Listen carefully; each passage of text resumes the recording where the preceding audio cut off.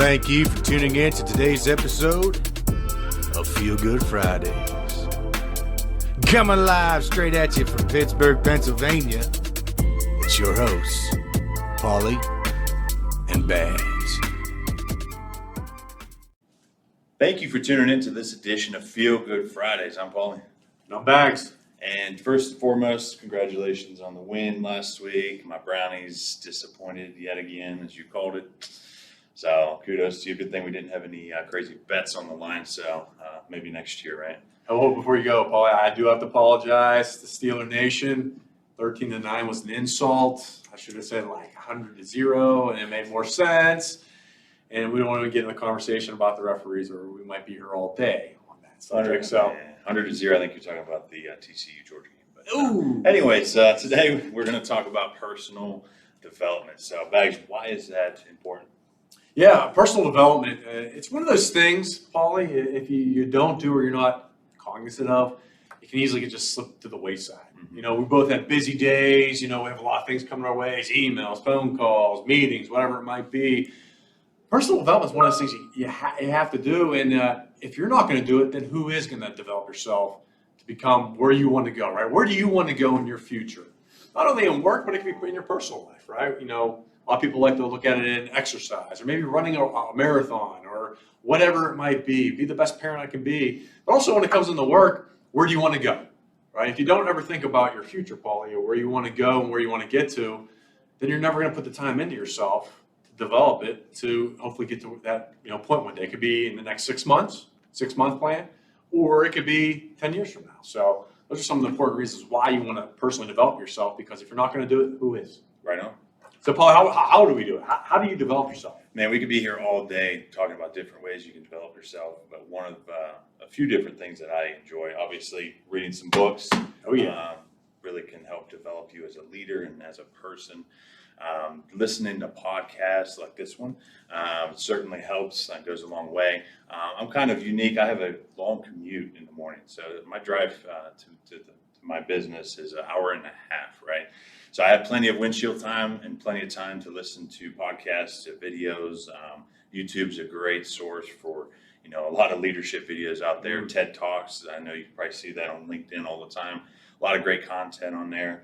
One of my all-time favorite books, to give a little shout out, is You Win in the Locker Room First, and it's by John Gordon and Mike Smith.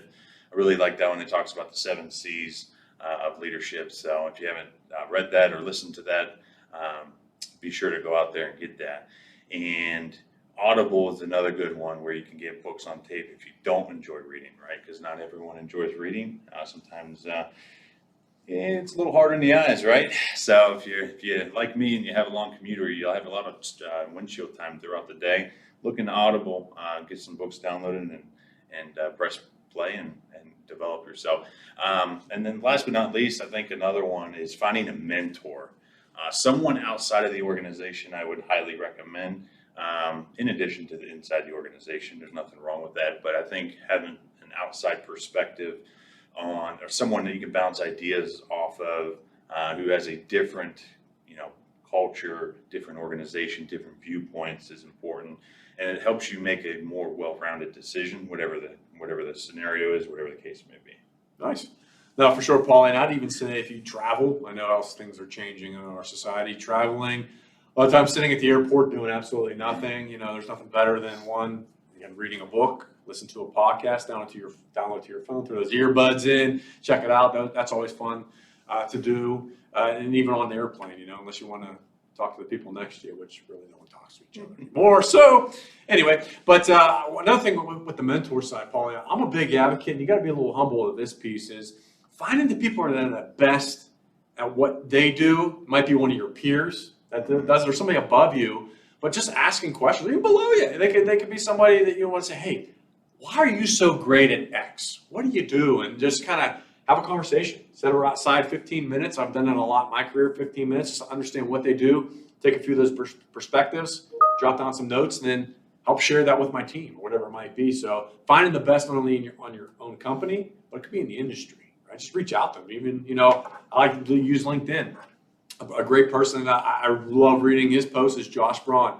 Killer dynamite posts that he puts out there. I love to share them with my team, give them another thought process, because again, they're tired of listening to me sometimes. So use that celebrity guest to help out. So Josh, shout out to you, my friend. You do killer work on LinkedIn. Recommend to give him a follow if you don't already, and you're in a leadership or even a sales role. So those are a couple things I like, Paulie, to personally develop myself. And I even like to share those personal developments with my own team just to help share the knowledge that's out there.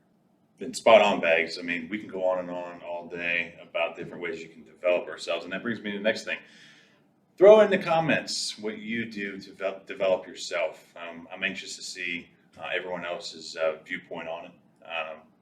Yeah, that's awesome. I mean, there's always a way to help us learn and develop ourselves and our teams as well. But as we head into next week, Paulie, one of my all-time favorites, inspiration and motivation. So we'll be talking a little bit about that, share some of our best practices out there, and of course, we want to learn from you as well. So with that being said, thank you for tuning in. If you missed any of our previous episodes, be sure to catch us on your YouTube channel.